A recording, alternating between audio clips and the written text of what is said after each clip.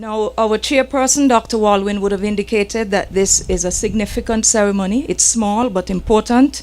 And as she noted, it's a major milestone in the delivery of improved community-based health services in St. Kitts and Nevis, but more particularly in this community of Tabernacle. This health center in Tabernacle is meant to serve people along the northeastern corridor of St. Kitts, spreading from Tabernacle all the way back to Bellevue, because the next health center is not until you get to Sadler's, and the one going in the other direction is not until you get to Molyneux. So it serves quite a bit of purpose to the people covering that corridor of the Island Main Road. It is designed to bring to an end several years of inconvenient operations that would have been housed in the basement of the Tabernacle Daycare Center, which is just across the street from us. And over the time that the health center has been temporarily located there, I think at least 4 years or so, what we have witnessed is a situation of an inconvenient layout, poor ventilation. It's hot as an oven at times. There is very little privacy in terms of how the space has been designed, because it was not purpose-built for a health center. So matters to do with private consultations between nurses and the district medical officers would sometimes be problematic. There's also the issue of water entering the facility at the level of the door and so forth. And of course, I don't want to mention the tiny toilets in the back, because they were not meant for us, they were meant for smaller clients. So these are some of the issues that we would have had to put up with over the life of the temporary accommodation at the daycare center. Now, it would have become necessary to vacate these compounds probably about 4 years ago, as I indicated earlier, because of several reasons. One, we had outgrown the physical space of those two tiny buildings that would have previously housed the health center and the home of the district nurse and the environmental health officer, previously known as the public health officer. There was also a situation whereby the septic system would have imploded, it would have fell in on itself. There was extensive cracks, compromised foundation, as well as extensive termite damage of the subterranean nature, meaning that these are termites that work their way through foundations, burrow their way through concrete, and eventually work their way straight up through the roof. By the time we made the decision to demolish the structure and we got here with Public Works, the infestation had actually spread to all of the mature fruit trees. So that is the reason why when you look at the backdrop behind me, you do not see any more mango trees, guinea, orange, including the sour oranges that were there. I think there's only one soursop tree left, and of course the coconut is gone as well, because all of those tracks with termites would have taken over those trees. As a result of that, in order for us to move back into this space, before the footing would have been laid out and the first set of blocks put in to base the form a base for the foundation, there would have had to be extensive subterranean soil treatment to kill off the termites that would be in the soil, because if we didn't do that, we would be continuing what we left off and then thereby wasted an investment. By October of 2017, the construction contract for this new facility would have been awarded to Williams and Son, and it was based on a competitive bid where approximately 4 contractors would have entered bids. I think one of them actually withdrew from the process, if my memory is correct, Mr. Williams. I think that's what took place, right, or something of that nature. However, by the time the contract was awarded, it was determined that the cost of construction would have been in the region of 2.4 million EC dollars.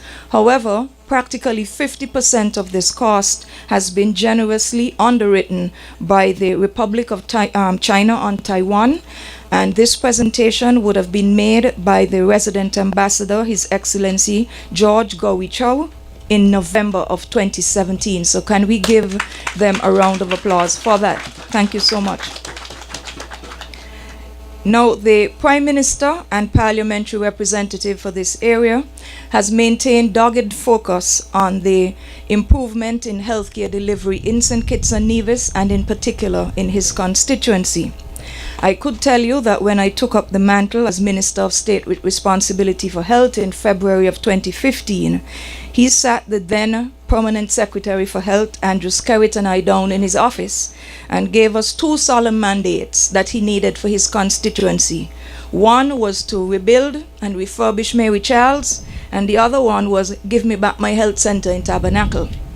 So we delivered for him in August of 2016 in terms of the refurbishment of Mary Charles after about maybe 10 months of renovation and reconstruction. And then we are now delivering for him in terms of this new facility that was started just at the beginning of the year and should run for somewhere about maybe 14 months or a little more, Mr. William? A little less? If we're lucky, right. If everything goes on schedule, hopefully by then. So by the end of the year, we should be moved into the new facility. So Prime Minister Harris, promise made, promise kept. Okay, we've delivered.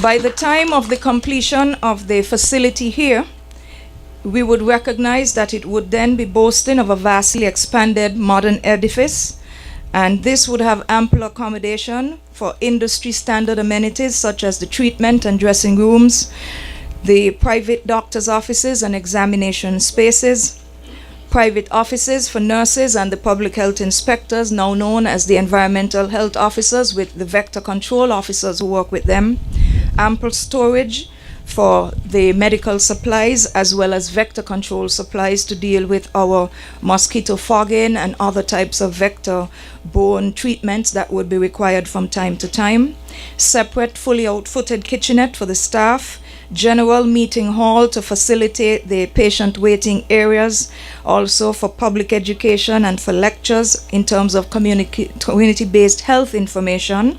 You will also notice from the construction billboard and the 3D images that would have been circulated leading up to today's ceremony that there is also an outdoor waiting area that would be provided. Also, we will be taking on board the PAHO concept for smart buildings as it relates to medical facilities, including but not limited to water conservation and harvesting.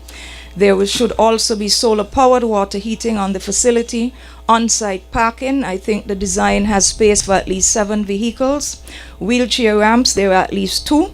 And I mentioned the outdoor seating areas already, and also air conditioning throughout in those areas that warrant air conditioning.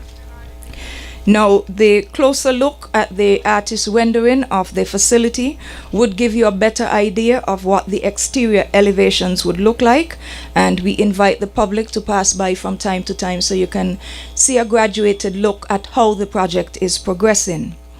Now, when it is complete, the Tabernacle Health Center would continue to serve almost 1,000 persons in the area between Bellevue and Tabernacle. Based on our 2016 figures, we would have served some 952 persons, and these services would have been carried out by approximately 7 staff members, including the community nurse manager, who also covers the Sadler's Health Center, Nurse Rab, the community nurse, who is Nurse Body Dear, the enrolled nursing assistant, vector control officer, environmental health worker, etc. Now, of course, these programs that are rendered by the staff would include a number of clinics, postnatal, antenatal, infant, toddlers clinic, family health clinics, etc., to meet the needs of the persons in this particular area. And of course, the very important services on the family health, focusing on diabetes and hypertension, especially as we build out our more concentrated effort at the community level to attack head-on the issues we have with non-communicable diseases, as it poses the single biggest health threat to our people. It is our leading cause of mortality and morbidity, so we have to put more emphasis in the community-based health services so we do not have people graduating into a more serious and terminal condition where they would require dialysis or would have life-altering changes made in terms of amputations in the prime of their lives when their income earning potential will be at its highest, and then they, as a result, suffer a decrease in their socio-economic status and that of their families. Now, our 2016 figures to show you the impact of the health center in this area served the following cases. In 2016, there were 72 hypertensive patients, 41 diabetic patients, school-age children totaling approximately 52, with 4 additional for the high schools, deliveries approximately 6, antenatal patients 7, DMO clinics, there were 599 patients who were served in 49 sessions. So it tells you the impact on that particular sector, and the majority of those 599 patients are those presenting with NCDs. And of course, we still have to make time for home visits. So in 2016, an average number of approximately 100 home visits would have been conducted by the staff. Now, it is the ministry's intention, when this property is completed, to enhance service delivery in those areas cited earlier and to heighten that response at the community level. We are also hoping that because of the improved atmosphere and amenities in that particular facility, that we would actually see an increase in terms of the number of persons willing to come to the new facility. Probably instead of going to Sadler's, we would expect, because of course they want to experience what the new healthcare service is like at the community-based system.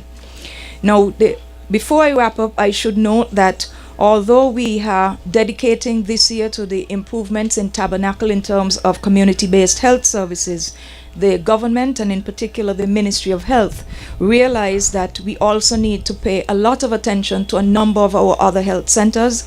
There are some 17 health centers in St. Kitts and Nevis, 6 on Nevis, and 11 here on St. Kitts. But when it comes to St. Kitts, the others that are in dire need of attention include the ones at Dietbe, and also St. Paul's, and to a lesser extent Sadler's. So some amount of work will be done, not just in terms of the aesthetics on those 3 facilities, but in the coming year there would also be improved emphasis in terms of rewiring of electricals, and also addressing some issues of water damage and the improper sealing of the facility, especially the one at St. Paul's, which is a prefab structure that has not really lived up to the expectation for which it was intended.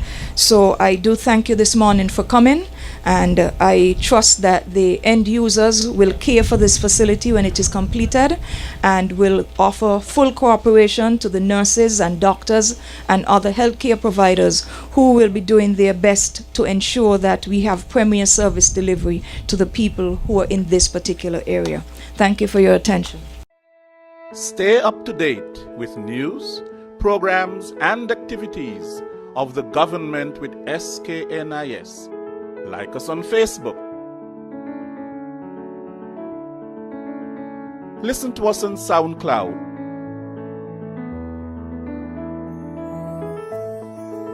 Follow us on Twitter. And watch our videos on YouTube. Connect with us today. SKNIS, St. Kitts and Nevis Information Service.